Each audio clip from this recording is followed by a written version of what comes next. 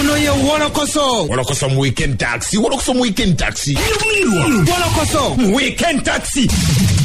Savugidewa. Ani gwe bakotte nani? Ani yakumenya ukani? Yonna mu WOLOKOSO. WOLOKOSO. WOLOKOSO. Mu weekend taxi.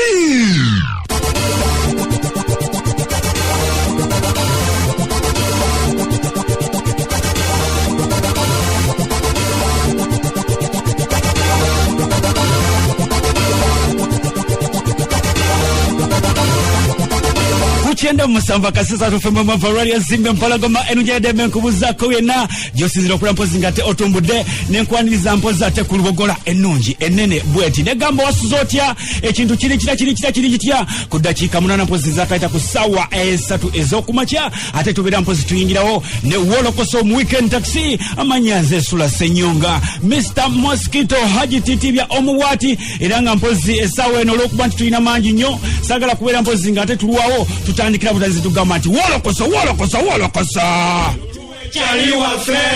Wanyi WOLOKOSO Lutuwe chali wafe Yagala kuba chala abali sexiest Titila lutuwe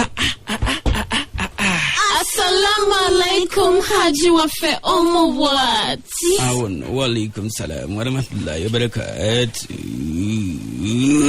Titila lutuwe Tulutandikira wanangoba Haji nawe tutandikira kuchinyose ngate tunatandika just welcome the man Tata Kayunga Kakalamu ni lutuwe. Ladies Lisanyi sokulaba anko Kakalamu Nandi badde bulungi ne waliwo omuzungu ambeerako buli kaseera nyagala kubeeranga naye twamugira naye tayagala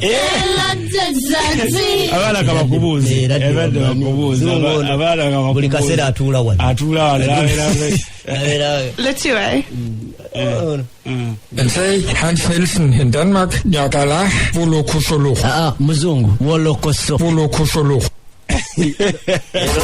Era ndowooza Denmark addayo okuba yayigira abadde atulanga wano bulisi kale kubuzako era gyosekwatengo tumudde empologoma enungi ey'eddembe kukyera musamba kasirisa 3 bamumwefe bweri esimba empologoma enungi ey'eddembe afuya kukyera mu 2 akasiriseemu ne bannaffe abatufuya ku www.esimba.ug bwate wetukwanirizaako nyala te mu WOLOKOSO amakya gonna kona gyosekwatengo otumbudde supermarket bodaboda stage zona mu butale mu nnyumba yammwe mu ofisi yammwe zona gye musokwata mutumbudde akubuuzako n'okwanirizaako amakya gonna kulanga n'akakuba katonyerera ze Kakalamu the answer w'omulembe guno ate ne tugamba nti mpozi osobola ogenda ku www.afcloud.com n'osobola okwira mpozi ngate ofuna WOLOKOSO live oba n'ogenda ku YouTube channel zaffe n'ogenda atekamu ekigambo nti Bokat TV ojja kubeera ng'ofuna bulungi nnyo oba Kakalamu TYMZ ekya TYZ seeri ya time n'obeera nga mpozi ofuna bulungi nnyo Bokat TV ebeera BOCAT then V n'obeera mpozi ngate otufuna bulungi nnyo oba Afcloud funa app eyo gyeri gidownloading egenda mu Play Store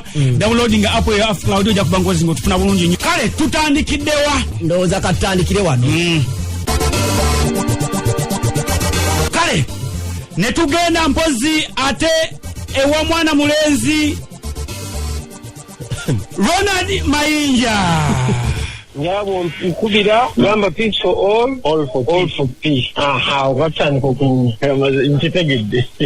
Katino chidemu peace for all for peace. Amina. Peace for all for peace. Peace for all for peace. Amayindi peace for all. Okay, damu Amayindi Ronald Mayinja weekend ena ajimaze konga bana Uganda bamuyeza olwokutuuka ku buwanguzi obaoliawo olwokuwulira ati apa Mayinja yafunye emmotoka kapiata ekika kya mpenkoni munange Mayinja tumunoonyera ffe okwongera ku ddoboozi lya banna Uganda tumuyezayoze muna peace for all no acha All for peace.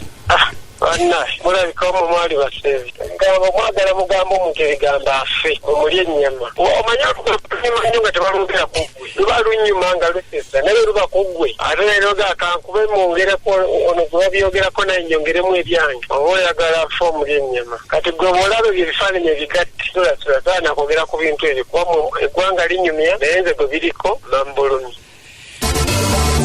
Kale nno okuyombako kwonna omukulu yabadde nga yeegaana okubeera nti yafunye emmotoka enzirusi kapyata ebalirirwamu obukadde 600 okuva mu State House ng'agamba abantu byo byanjwanyo ebifaananyi bigatte bugasi ye tannafuna ku mmotoka kuva mu State House. Wabula twatuukiridde mpozi omukuba abasinga okutegeka ebivulu by'abayimbi bajjo n'atutegeeza n'agamba omusajja oyo muwadde amagezi aveeyo yetondere bannayuganda oba si ekyayogere watuufu waagwa kubanga bw'atayogera watuufu waagwa bajja kubeera nga bamukuba bukubi miggo mu kifo ky'obucupa.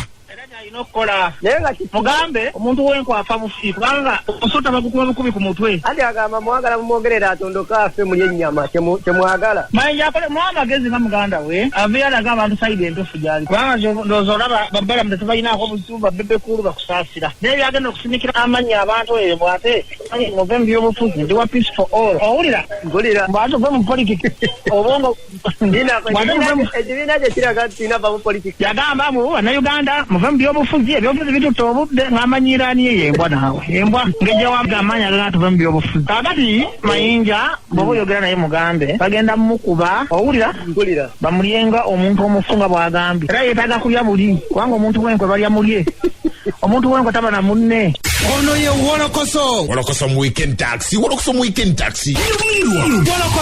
weekend taxi savugiddewa ani gwe bakutte naani ani yakumenyawukani yonna mu wolokoso